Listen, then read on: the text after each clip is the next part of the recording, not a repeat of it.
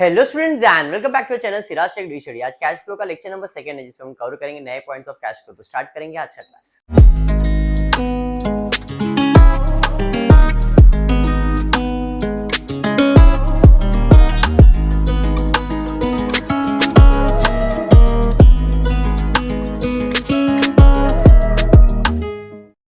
In the previous class cash flow के मैंने आपको एक सम करवाया था। पहले एक बार फॉर्मेट को वापस से रिवाइज कर लेते। कितने कैटेगरी में कैश डिवाइडेड है? 3। एक है cash flow from operating activity, एक है cash flow from investment activity, cash flow from finance. Investment मतलब असेट से रिलेटेड कुछ भी होगा, एक इफेक्ट इधर आएगा। मतलब असेट में पैसा आ रहा है या जा रहा है, तो अगर पैसा आ रहा है तो ऐड, जा रहा है तो माइनस। मतलब असेट से रिलेटेड पैसा आएगा जाएगा तो इन्वेस्टमेंट में। फाइनेंस मतलब लायबिलिटीज, फाइनेंस का मतलब लायबिलिटीज। लायबिलिटी से रिलेटेड पैसा आएगा जाएगा तो किधर आएगा? फाइनेंस में। आ रहा है तो ऐड, जा रहा है तो माइनस। समझ में आया क्या? और उसके अलावा बिजनेस करने के टाइम पे पैसा आ रहा है जा रहा है, फायदा है नुकसान है, तो इधर अपन उसके लिए ऑपरेटिंग एक्टिविटीज मेंटेन करते हैं। मतलब ये कहीं ना कहीं आपके लिए क्या है? Profit and loss account. ये अज्यूम करके चलो, ये आपका असेट्स है, ये आपका लायबिलिटीज है और ये आपके लिए प्रॉफिट लॉस। तो एडजस्टमेंट के दो इफेक्ट आते हैं, debit add, credit minus. Debit add, credit minus. तो ये इसका इफेक्ट समझ में आ गया। Same debit add, credit minus, और ऐड लेस ही करना है। तो एक इफेक्ट उधर डेबिट, दूसरा इफेक्ट इधर आएगा क्रेडिट। क्रेडिट मतलब इधर माइनस, उधर ऐड तो इधर माइनस। बेसिक सल चीज है, सिंपल भाषा में ये समझा दिया। याद रखना ये पूरा तुम्हारे लिए प्रॉफिट एंड लॉस है, यहां तक पूरा। एक्चुअल में इतना ही प्रॉफिट एंड लॉस है, ये वर्किंग कैपिटल है, बट इसको मैंने पूरे को इतना तक ट्रीट कर दिया प्रॉफिट एंड लॉस ही समझ के चलो। समझ में आया? उसके अलावा ये तुम्हारा असेट्स है, ये तुम्हारा लायबिलिटीज है। ओपनिंग बैलेंस ऑफ कैश या बैंक जो भी दिया रहेगा, एट द एंड अपने को आंसर मालूम है। ठीक है, क्लियर? चलिए फिर स्टार्ट करते हैं। फॉर्मेट आई होप सबको याद है। Cash flow from operating activity में पहला चालू होता है net profit. Adjustment, adjustment adjustment किसका? नॉन कैश का, इन्वेस्टमेंट का, फाइनेंस का। और एडजस्टमेंट ऑफ वर्किंग कैपिटल, इसके लिए कीवर्ड दिया था, अगर याद हो तो क्या दिया था? दीदी, DIDIALLA।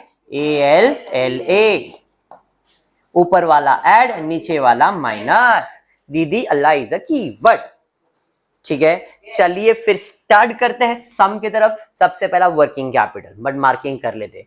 क्या दिया है? प्रीमाइसेस। प्रीमाइसेस क्या है? Fix asset. प्रीमाइसेस मेरा फिक्स असेट है।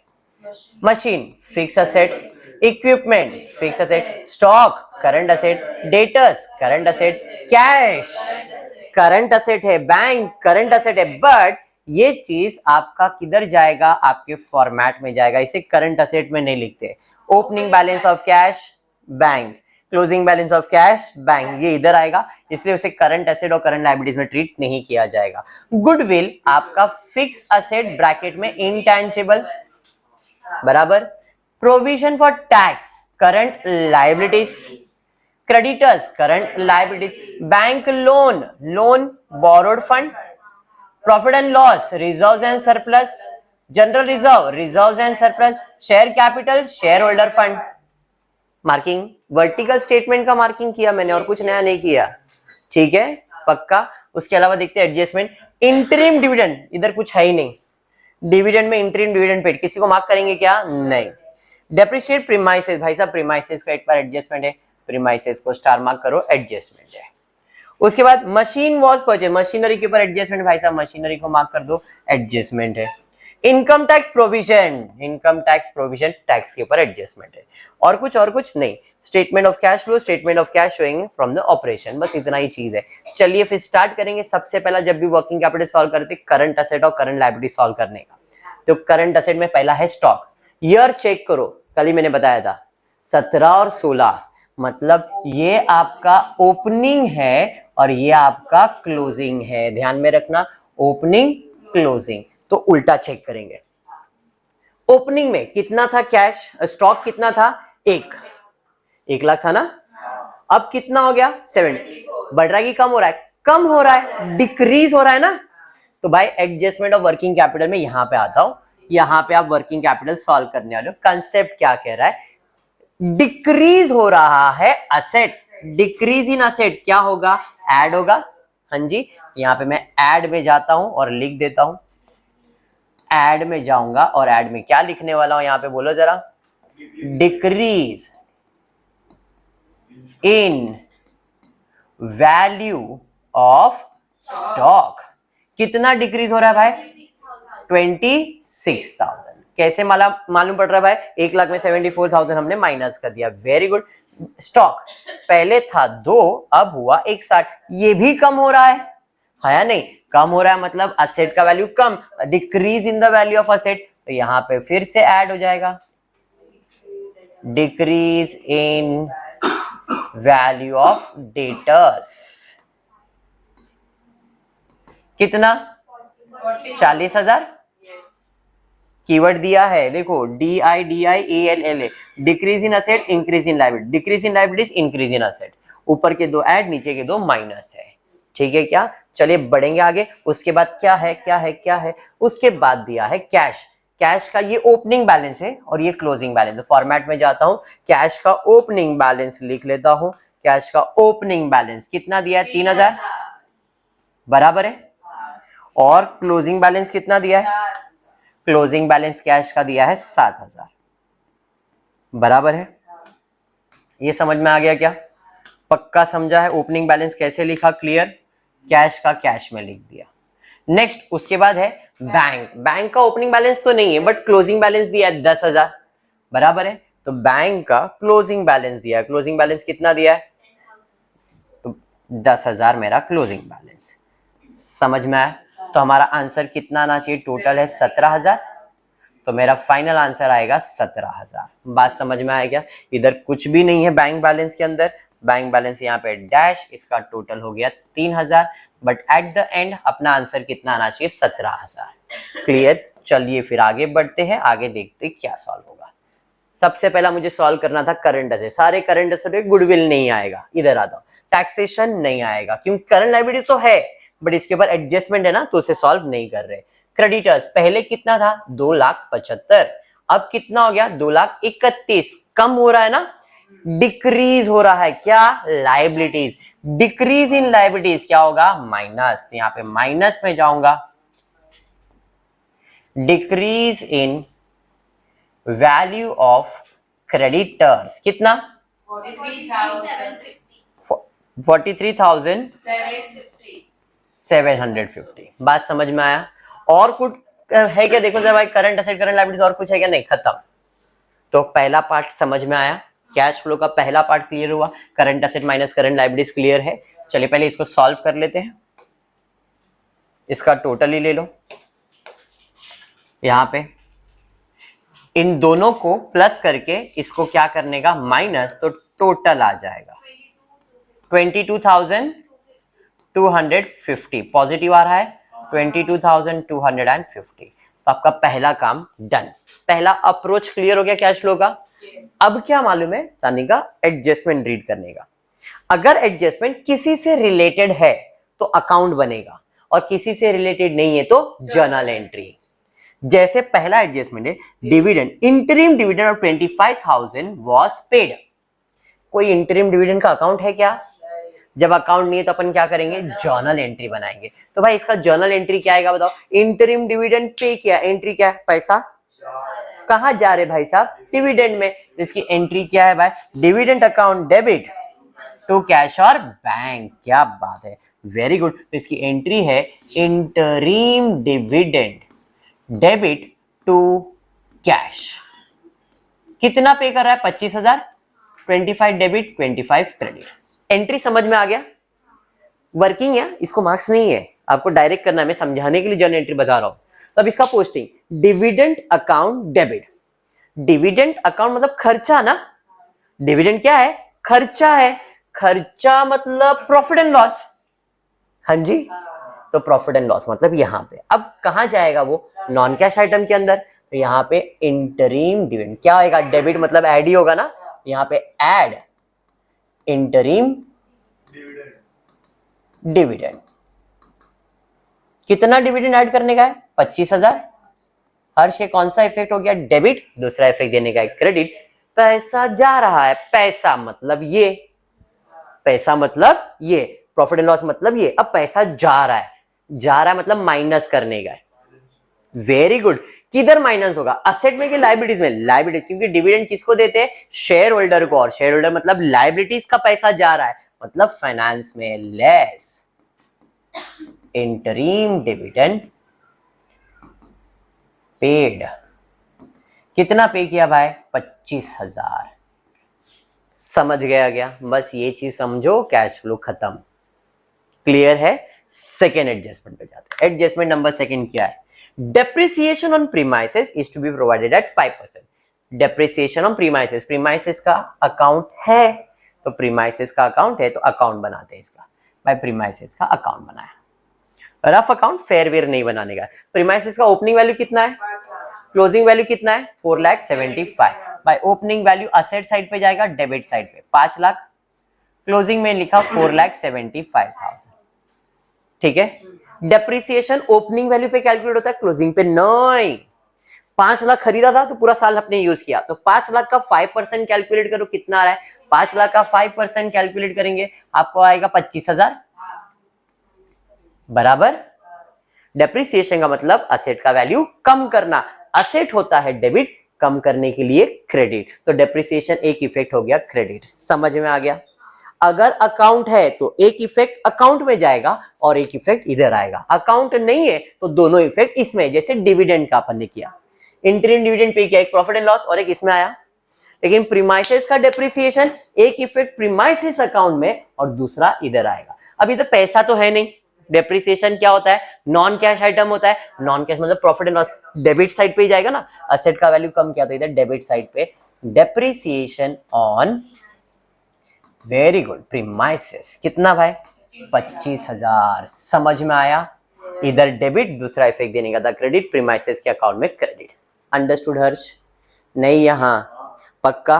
हर्ष आगे बढ़ते। हर्ष उसके बाद क्या दिया है? आगे दिया है machine of 75,000 was acquired during the year. Acquired मतलब खरीदा। मशीन है क्या? हाँ जी है।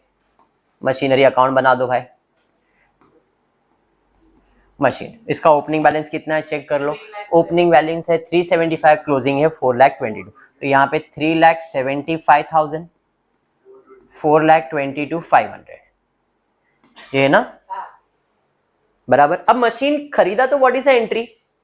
मशीन खरीदा तो एंट्री क्या है? मशीन आएगा, मशीनरी अकाउंट डेबिट, और क्या जाएगा? पैसा। जैसे डेप्रिसिएशन में असेट का वैल्यू कम हुआ, असेट का अकाउंट क्रेडिट, और profit and loss account debit, तो प्रॉफिट एंड लॉस डेबिट और उसका अकाउंट क्रेडिट किया। अब मशीन खरीदा मतलब मशीन आ रहा है तो मशीनरी अकाउंट डेबिट, इधर डेबिट, दूसरा इफेक्ट देने का क्रेडिट, पैसा जा रहा है। पैसा मतलब ये इन्वेस्टमेंट या फाइनेंस? इन्वेस्टमेंट, क्योंकि मशीन क्या होता है? असेट। समझ में आया? तो असेट में पैसा जा रहा है मतलब माइनस। क्या किया भाई? Purchase of machine. कितने का? 75। तो इधर हो गया क्रेडिट और इधर हो गया डेबिट। इफेक्ट समझा क्या निकिता? निकिता आगे बढ़ेंगे, उसके बाद क्या है? आगे आगे आगे इनकम टैक्स। कल मैंने आपको इसके बारे में कुछ बताया था, जरा ध्यान से। Income tax provision, income tax provision word use किया है, कल पेड वर्ड यूज किया था। Income tax paid during the year, आज क्या बोला है? Income tax provision during the year was 75,000। मैंने आपको बताया दो चीज, अगर पेड बोला है तो इधर लिखने का, प्रोविजन बोला है तो ऊपर। प्रोविजन मतलब नॉन कैश, पेड मतलब कैश। कैश बोला है तो इधर आएगा टैक्स पेड, मतलब ये कैश आइटम हो गया, और प्रोविजन बोला है तो किधर लिखने का? ऊपर। समझ में आ रहा है क्या?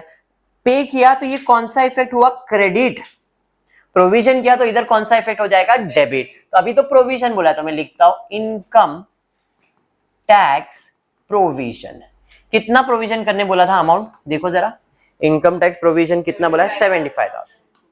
75,000 ये तो लिख दिया, बट अगर आप ध्यान से देखोगे तो मैंने बोला उसका अकाउंट है, प्रोविजन फॉर टैक्स का अकाउंट है ना, तो पहले टैक्स का अकाउंट बनाना पड़ेगा। तो अकाउंट बनाना पड़ेगा तो अकाउंट में ओपनिंग बैलेंस कितना है? 84,250 और क्लोजिंग है 76,250। 84,250 क्रेडिट साइड पे, 84,250, 74,000 के 76,000, 76,250।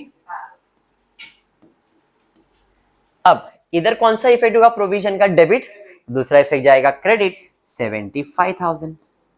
अगर पेड वर्ड बोला रहता कल जैसा इसके पहले के समय में गया था पेड, तो इधर हो जाता क्रेडिट, दूसरा इफेक्ट देते इधर डेबिट।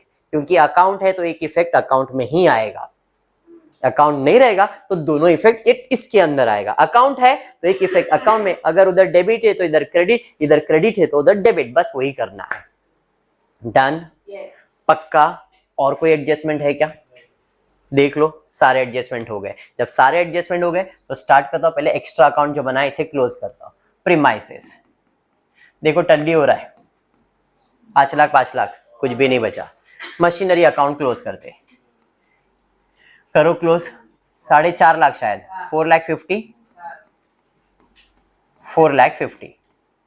4,50,000 था मशीन का कीमत, आज कितना है? 4,22,000 ही बचा है ना, मतलब वैल्यू कम हुआ है। असेट का वैल्यू कम हुआ मतलब डेप्रिसिएशन। कितना बैलेंस आ रहा है डेप्रिसिएशन?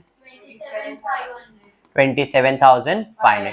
इधर हो गया क्रेडिट तो दूसरा इफेक्ट जाएगा डेबिट, उसे हम लोग कहते हैं डेप्रिसिएशन। क्योंकि असेट का वैल्यू कम हो रहा है तो पहला अजम्पशन डेप्रिसिएशन और दूसरा अजम्पशन सेल्स। यहाँ पे सबसे पहला अजम्पशन डेप्रिसिएशन ही लगेगा, तो डेप्रिसिएशन ऑन मशीन कितना? 27,500। समझा हर्ष? हर्ष इधर आते। प्रोविजन फॉर टैक्स, ये अकाउंट क्लोज करेंगे, यही ज्यादा है, इसका टोटल ले लेते हैं।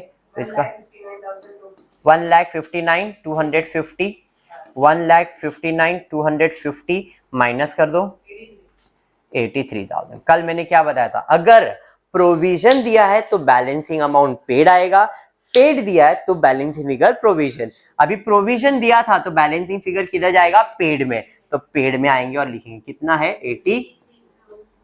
अगर ये पेड दिया रहता तो बैलेंस फिगर प्रोविजन आता, वो ऊपर चले जाता। समझ में आया प्रोविजन? तो आपका एक्स्ट्रा अकाउंट डन। अब क्वेश्चन में जो बच गया है उसको सॉल्व करते हैं, एक एक करें। प्रीमाइसेस हो गया, मशीन हो गया, इक्विपमेंट पहले कितना था, अब कितना है? चलो कम हो गया ना, असेट का वैल्यू कम हुआ मतलब डेप्रिसिएशन। Very good. कितना डेप्रिसिएशन? 4,500 बराबर है, तो यहाँ पे आ जाएगा डेप्रिसिएशन ऑन क्या? ये इक्विपमेंट, इक्विपमेंट कितना? 4,500। Any doubt till here Sanika? उसके बाद क्या है जी? देखो उसके बाद स्टॉक हो गया, डेटर्स हो गया, कैश हो गया, बैंक गुडविल। पहले था 12,500, कुछ भी नहीं है मतलब कम हो गया। असेट का वैल्यू कम मतलब डेप्रिसिएशन। पहले 12,500 का गुडविल था, अब कुछ भी नहीं मतलब जीरो हो गया ना, तो असेट का वैल्यू कम ही हुआ ना। जब कम हुआ मतलब क्या है? डेप्रिसिएशन। बट इसे डेप्रिसिएशन नहीं कहते हैं, रिटर्न ऑफ कहते हैं। गुडविल का वैल्यू यानी इंटेंजिबल असेट का वैल्यू कम हुआ तो रिटर्न ऑफ है, डेप्रिसिएशन ही, बट वर्ड क्या यूज करते हैं? Return of. तो यहाँ पे लिखूंगा मैं गुडविल रिटर्न ऑफ। कितना? 12,500। अगर नहीं समझा तो मैंने कल एक ट्रिक बताया, क्या? अकाउंट बनाओ, क्लोज करो, उधर क्रेडिट तो इधर डेबिट, उधर डेबिट तो इधर क्रेडिट। सिंपल।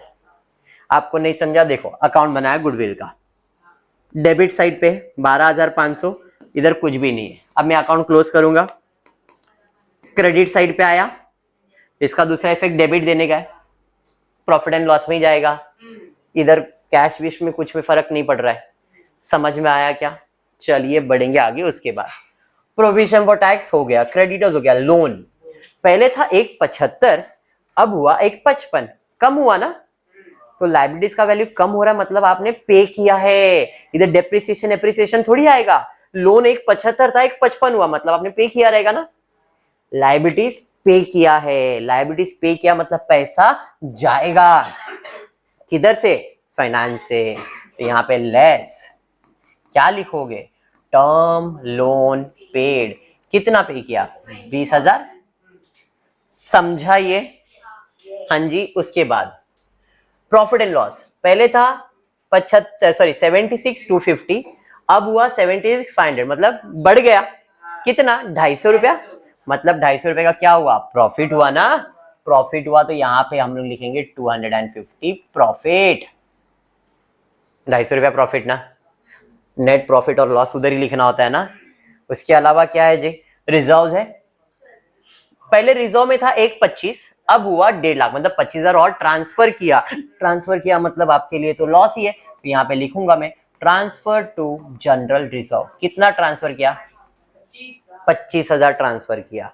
बात समझा? फिर क्या है? कैपिटल पहले 5 अभी 5 खत्म।